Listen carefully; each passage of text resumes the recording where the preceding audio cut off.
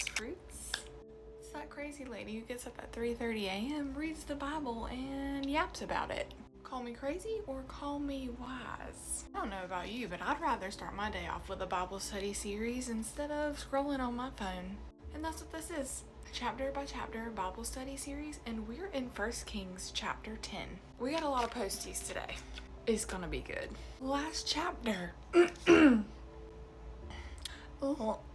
Excellent. Oh Lord. Last chapter, we read about the Lord's response to Solomon and to the temple that he built. God confirmed the temple and said, I will do what you ask if there was a stark warning right after. We also see an issue with Hiram and what Solomon offered him as a payment, and still forced labor and Solomon's other activities, which include lots of building and lots of forced labor. Chapter 10. The Queen of Sheba heard about Solomon's fame connected with the name of the Lord and came to test him with riddles.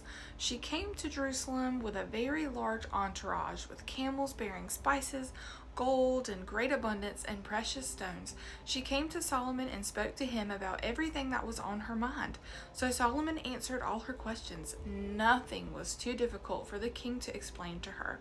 When the Queen of Sheba observed all of Solomon's wisdom, the palace he had built, the food at his table, his servants' residence, his attendants' service, and their attire, his cupbearers, and the burnt offerings he offered at the Lord's temple, it took her breath away. Anytime fame is connected to the Lord, I know it takes my breath away. When I hear of a celebrity coming to Christ or a celebrity that has been a Christian, it really surprises me. She said to the king, the report I heard in my own country about your words and about your wisdom is true, but I didn't believe the reports until I came and saw with my own eyes.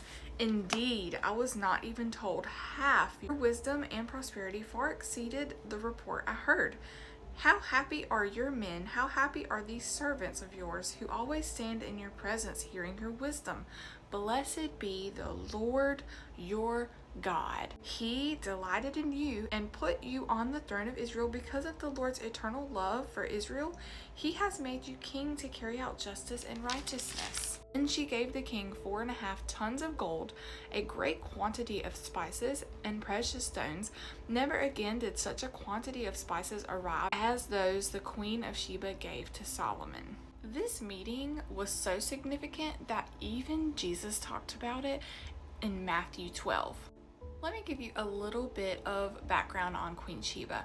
Queen Sheba was a Gentile, a pagan queen. She came from a distant land in a quest for truth and understanding. She came with an open heart and a humble heart and had spiritual questions. This wealthy pagan monarch is coming to find out truth. In Matthew 12, Jesus responds to the religious leader asking for signs by saying this: Queen of the South will rise up at the judgment with this generation and condemn it, because she came from the ends of the earth to hear the wisdom of Solomon. And look, something greater than Solomon is here.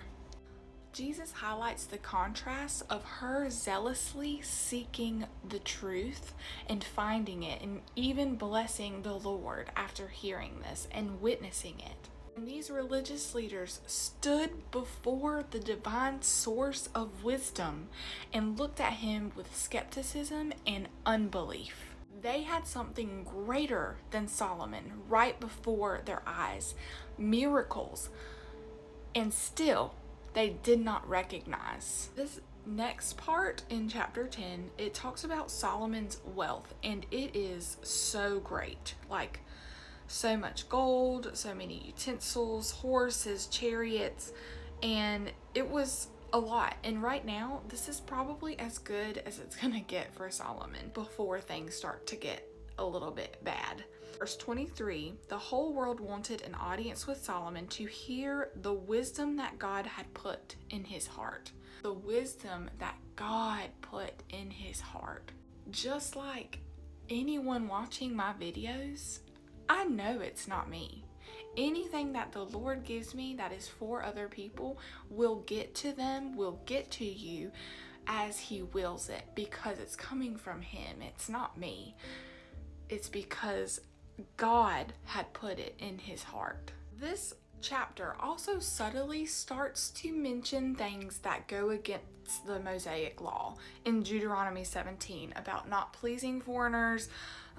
Do not take many wives, do not take an excess amount of gold as a king, and all of that is going to catch up to him. This chapter highlights the glory of Solomon's reign, yet coming from God, giving God glory.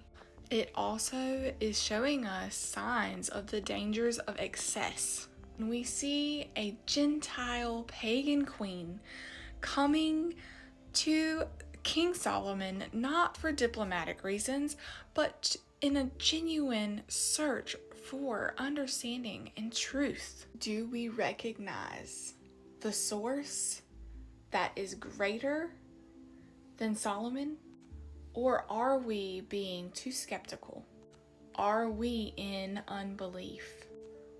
As believers, we have a divine source, the Holy Spirit Himself.